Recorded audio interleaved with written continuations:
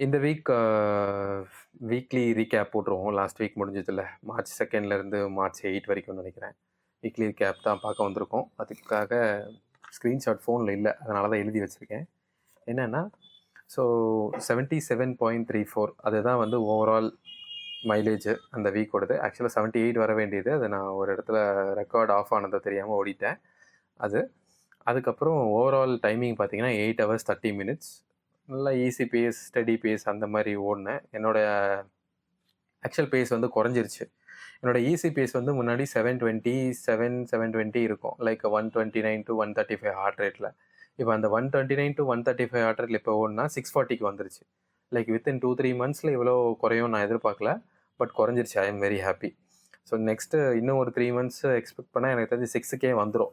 620க்கு வந்துருச்சு. 6க்கே வந்துரும் மோஸ்ட்டா. ஈஸி பேஸே 6க்கு வந்துரும். அதுக்கப்புறம் நான் மாரத்தான் ட்ரெய்னிங் ரிலேட்டடா tempo runs, short runs, hill அதெல்லாமே ஸ்டார்ட் பண்ணிடுவேன். ஸோ இதில என்னென்ன நாள் என்னென்ன ரன் பண்ணேன்னு சொல்லிர்றேன். நானு எல்லா ரன்னுமே சென்னையில தான் பண்ணேன். எங்கேயும் போல. ஏன்னா இந்த வீக் பெருசா ட்ராவல் பண்ண வேண்டிய தேவை வரலன்றதுனால முடிச்சுட்டு வந்துருவேன் நானு. ஸோ அதனால மார்னிங் நல்லா சாப்பிட்டு தூங்கிட்டு இது பண்ற மாரி தான். பட் வீட்ல இருந்த பிரச்சனை என்னன்னு பார்த்தீங்கன்னா, இந்த வீக்ல அப்பப்போ சரியா தூக்கம் வரல நைட்டு.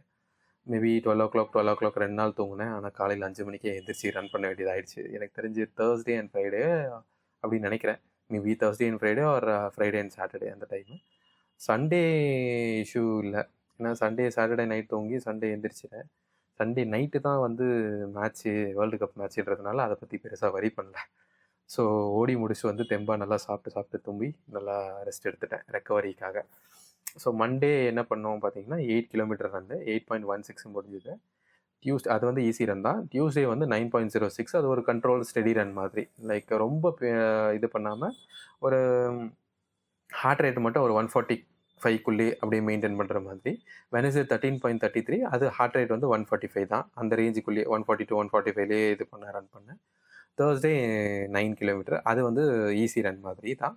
ஃப்ரைடே 12.10 அது லிட்டில் கண்ட்ரோல் ஸ்டடி ரன் மாதிரி. அதுலயும் வந்து உங்களுக்கு எப்படி வரும்னா, 150 ரேஞ்சு கிட்ட வரைக்கும் ஹார்ட் ரேட் போலான்னு குடுத்துருக்கோம். Like 145 to 150 heart rate.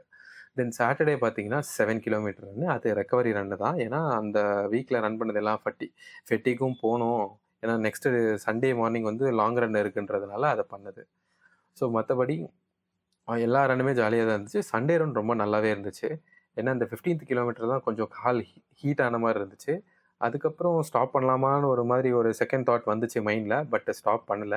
Continue பண்ணி முடிச்சுட்டேன். அது ஆக்சுவலா 18.5 பிளான் பண்ணது. 18.5 கரெக்ட்டா முடிஞ்சிருச்சு. ஸோ லாங் ரன் எல்லா மாதிரியும் இந்த லாங் ரன்னுக்கும் ஒரு வீடியோ போட்டிருக்கேன். நீங்க செக் பண்ணி பாருங்க அது. நெக்ஸ்ட்டு நான் ஒரு பெரிய பிளான் போட்டிருந்தேன் இந்த வீக் லாங் ரன் பண்றதுக்காக. ஒரு நண்பரோட வீட்டுக்கு போலாம். இங்கேருந்து ஸ்ட்ரெயிட்டா தாம்பரம், அதாவது கோடம்பாக்கத்துலேருந்து Tambaram nearly around 18 kilometre something வருது. நண்பரோட வீட்டுக்கு காலைல போயிட்டு, அப்படியே அங்கேருந்து ட்ரெயின் ஏறி திரும்ப வந்துரலான்னு தான் பிளான் பண்ணது. பட் நண்பர் வந்து ஓவரா உறங்கிட்டதுனால, நான் அவங்கள டிஸ்டர்ப் பண்ண வேணாம் அப்படின்னு சொல்லிட்டு, அந்த சைட் போல. அதனால இந்த சைடே முடிச்சுட்டேன். இங்கேருந்து கோடம்பாக்கத்தில ஸ்டார்ட் பண்ணி, சிந்தாதிரிப்பேட் கிட்ட போயிட்டு ரைட் எடுத்து பீச் ரோடு புடிச்சு, அங்கேருந்து லைட் ஹவுஸ் முன்னாடி ஐஜி ஆஃபீஸ் கிட்ட ரைட் எடுத்து, நேரா கோடம்பாக்கமே வந்தாச்சு. அது கரெக்ட்டா 18.5 வந்துருச்சு ஷார்ப்பா. ஸோ அந்த ரன் நல்லா தான் இருந்துச்சு. அந்த வீடியோல பார்த்தீங்கன்னா தெரியும். அப்படியே பயங்கர ஸ்வெட்டு. ஏன்னா சென்னை வெயிலுன்றத நான் சுத்தமா மறந்துடுறேன். செம்ம ஹியூமிடா இருக்கிறதுனால எனக்கு இது வேற வெளிய வந்துட்டே இருக்கு. லைக் வேர்வை பயங்கரமா வந்துட்டே இருக்கு.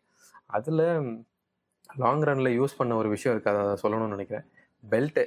பெல்ட் வாங்குனேன் நானு டெக்காத்லான்ல ஹைட்ரேஷன் பெல்ட்டு. 2 பாட்டிலோட 250 எம்எல் பாட்டிலோட. ஸோ ஒண்ணுத்துல வாட்டரும், ஒண்ணுத்துல எலக்ட்ரோலைட்டும் மிக்ஸ் பண்ணி எடுத்துட்டு போனேன். எலக்ட்ரால் தான் யூஸ் பண்றேன் நானு. அதுவே எனக்கு சஃபிஷியன்ட்டா தான் இருக்கு. 2யும் எடுத்துட்டு போனேன். எலக்ட்ரோலைட்டு நல்லா தான் இருந்துச்சு. இதுவுமே வந்து ஒரு 4 டைம் தான் மொத்தம் சேர்த்தே ஒரு 4 டைம் தான் குடிச்சிருப்பேன். ஏன்னா 4, 8, 16, 12, 16 அந்த ரேஞ்சில தான் குடிச்சேன். ஸோ அது எனக்கு என்ன சொல்றது, இந்த வெயிலுக்கு அது பெட்டர்ன்னு தான் தோணுச்சு. இல்லன்னா இன்னும் ட்ரெயின் ஆயி போயிருக்கும். எங்கேயாவது கிராம்ப் வந்து விழுந்திருந்தா அவ்வளோதான். முதலுக்கே மோசம்ன்ற மாரி ஆயிடும். ஸோ அந்த மாரி ஆகக்கூடாதுன்றதுக்காக தான் அந்த பெல்ட்ட வாங்குனேன். Belt is good.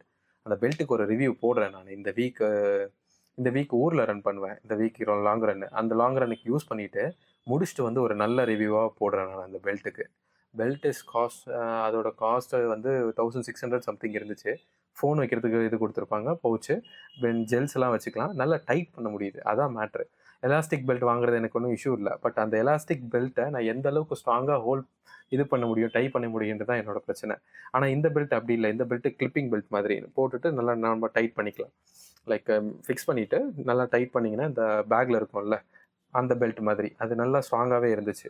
எனக்கு வெயிட் ரொம்ப ஏதாவது இருக்குமோ அப்படின்ற மாதிரிலாம் தோணல. பெருசாக என்ன நான் ரன் பண்ணி ஓடிட்டு இருந்தேன். அதனால் பெருசாக அதெல்லாம் கவனிக்கிறது இல்லை. இப்போல்லாம் இப்போல்லாம் மொத்தமாக என்ன பண்ணிடுறதுன்னா அப்படியே ஆட்டோமேட்டிக் மிஷின் மாதிரி விட்டுறது. ஸ்டார்ட் பண்ணிட்டோமா எண்டு தான், அதுக்கு அடுத்து தான். அது வரைக்கும் எந்த தாட்டும் வண்டியில் ஓடக்கூடாது. ஜஸ்ட்டு ஏதாவது இப்போ என்ன ஐடியாஸ் பண்ணலாம், என்னென்ன வீடியோஸ் போடலாம் அந்த மாதிரி பேசி அந்த மாதிரி யோசிச்சுட்டே வருவேன். எனக்குள்ளேயே யோசிச்சுட்டே அப்படியே கண்டினியூ பண்ணிட்டு போவேன். சம்டைம்ஸ் வந்து எதுவும் இல்லாமல் அந்த நேச்சரை வேடிக்கை பார்த்துட்டு போவேன். That is very very good. So overall இந்த வீக்கும் ஒரு நல்ல எஃபெக்டிவான ஒரு வீக்காக இருந்துச்சு. நெக்ஸ்ட் வீக் பிளான் போட்டுட்டேன். அரௌண்ட் 80 to 82 கிலோமீட்டர் பிளான் போட்டிருக்கேன். ஸோ இந்த வீக் லாங் ரன் 20 கிலோமீட்டராக இருக்க போகுது. நான் என்ன பிளான் பண்ணுறேன்னா, எங்கள் ஊர்லேருந்து ஷோலிங்கர்னு சொல்லி ஒரு ஊர் இருக்குது. அந்த ஊருக்கு அரௌண்ட் 20 கிலோமீட்டர் ரேஞ்ச் வரும்.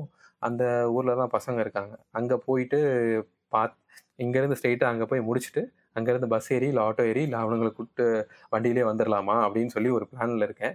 அப்படி பண்ணாலும் பண்ணுவேன். இஃப் இன்கேஸ் எங்கள் ஊரில் யாராவது கூட வரேன் ரன்னிங் அப்படின்னு சொல்லி சொன்னாங்கன்னா, ஹைவே பக்கத்தில் புதுசாக கன்ஸ்ட்ரக்ட் பண்ணிட்டு இருக்காங்க சென்னை பெங்களூர். அந்த ஹைவேல போயிட்டு முடிச்சுட்டு வந்துடுவேன்.